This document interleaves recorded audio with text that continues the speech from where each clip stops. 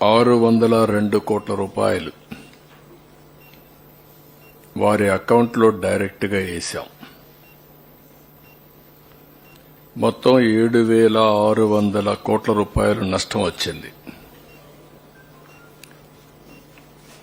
7,600 కోట్ల రూపాయల నష్టం వచ్చినప్పుడు ఇది ప్రభుత్వ ఆస్తులకి ప్రైవేట్ ఆస్తులు కలిసి వచ్చిన నష్టం. అయితే నేను చాలా తుఫాన్లు చూశాను, వరదలు కూడా చూశాను. ఇంతవరకు ఎప్పుడూ నేను చూడనటువంటి విపత్తిది. ఒకసారి క్లౌడ్ బరస్ట్, ఒక ప్లేస్లో 42 సెంటీమీటర్ల వర్షపాతం, జిల్లా అంతా 32 సెంటీమీటర్ల వర్షపాతం.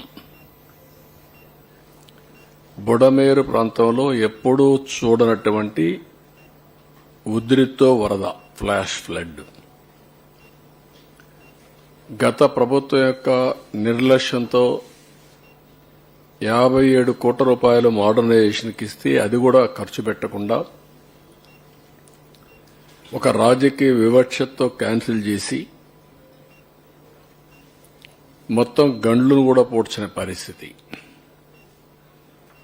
ఇంకొక పక్కన బుడమేరు మొత్తం ప్రాంతం అంతా కూడా అన్యాక్రాంతం అయిపోవడం, కబ్జాలు జరగడం, అనాథరైజ్డ్ కన్స్ట్రక్షన్స్ కట్టడం.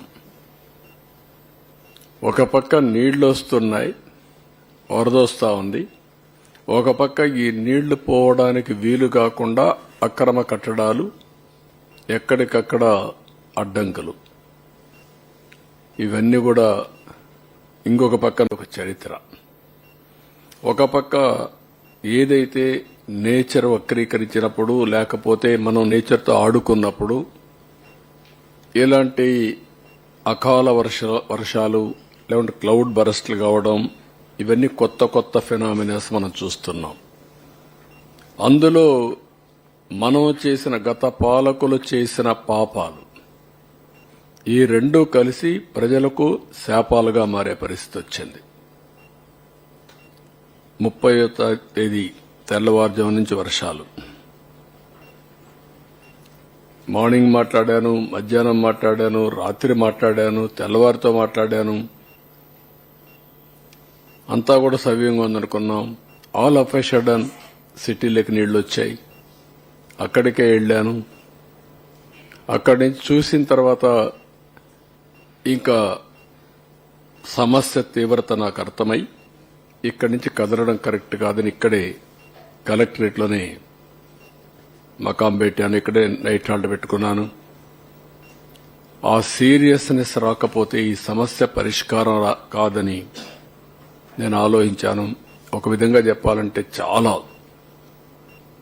బాధపడ్డాం. మామూలు కష్టం కాదు. ఒక ముఖ్యమంత్రిగా మంచినీళ్లు అడిగితే ఇవ్వలేని పరిస్థితి. అది కూడా పిల్లలకు వాళ్ళు అడిగిన కోరిక కూడా ఏం పెద్ద కోరిక కాదు. 3 రోజుల నుంచి మా పిల్లలు మంచినీళ్లు అడుగుతున్నారు, మేము వాళ్ళకి మంచినీళ్లు ఇవ్వలేకపోతున్నాం, మీరు నీళ్లు పంపిస్తారా అని. ఆ నీళ్లు పంపించడానికి కూడా సమస్య. అంటే అందరికీ పంపించడానికి ఎన్ని లక్షల బాటిల్స్ తెప్పించి, అందుబాటులో అన్ని పంపించి, నెంబర్ ఆఫ్ బోట్స్ పంపించి, ప్రొక్లైన్స్ పంపించి, ట్రాక్టర్లు పంపించి, కడాన డ్రోన్స్ ఉపయోగించిన కొన్ని ప్రాంతాల్లోకి రీచ్ కాలేని పరిస్థితి. ఇది చాలా ఓసారి బాధేస్తుంది. అనునిత్యం నేను ఇక్కడ ఉండడమే కాకుండా అధికార యంత్రాంగం మొత్తం స్పెషల్ చీఫ్ సెక్రటరీస్తో మొదలుకొని, చీఫ్ సెక్రటరీ మొదలుకొని టాప్ పీపుల్ అందరినీ, సీనియర్ ఆఫీసర్స్ ని ఒక వార్డుకు పెట్టి, జూనియర్ ఆఫీసర్స్ అందరినీ, ఐఏఎస్ అందరినీ ఒక్కొక్క సచివాలయానికి పెట్టి టోటల్ గా మానిటర్ చేశాం. ఒక పక్క ఇక్కడ మానిటర్ చేశాం, ఒక పక్క అనిత గారు డిజాస్టర్ మినిస్టర్ ఉంటే రాష్ట్రం అంతా మానిటర్ చేయమని ఆవిడ్ని ఎస్డీఆర్ఎఫ్ లో పెట్టాం. ఇక్కడ అక్కడ చూస్తూ వారు ముందుకు పోయే పరిస్థితి వచ్చింది. ఇమ్మీడియట్ గా ఆల్ కలెక్టర్స్ 3 crores చొప్పున 3 కోట్లు ఇచ్చి వాళ్ళందరినీ ఎక్కడ కూడా ఆర్డర్స్ కు వెయిట్ చేయకుండా ఏది కావాలన్నా ఖర్చు పెడుతూ TR-27 కింద మీరు ముందుకు పోమని చెప్పి వాళ్ళందరికీ ఆదేశాలు ఇచ్చాం. ఈరోజు మీరు చూస్తే ఫస్ట్ నేను ఎంటర్ అయిందే సింగ్ నగర్. అక్కడ చూసిన తర్వాత ఇమ్మీడియట్ గా ఇక్కడికి వచ్చి డీజీ సిఎస్ అందరిని రమ్మని ఆ రోజు రాత్రి నేను అమిత్ షాతో మాట్లాడాను, ప్రధానమంత్రితో మాట్లాడాను, కేంద్రంలో ఉండే హోం సెక్రటరీతో మాట్లాడాను. బై మార్నింగ్ రాత్రికి రాత్రి 6 NDRF టీములు, 40 పవర్ బోట్లు, హెలికాప్టర్లు అన్ని తెప్పించాం. ఎక్కడో లూధియానాలో ఉంటే అక్కడి నుంచి బై ఎయిర్ లిఫ్ట్ చేశారు.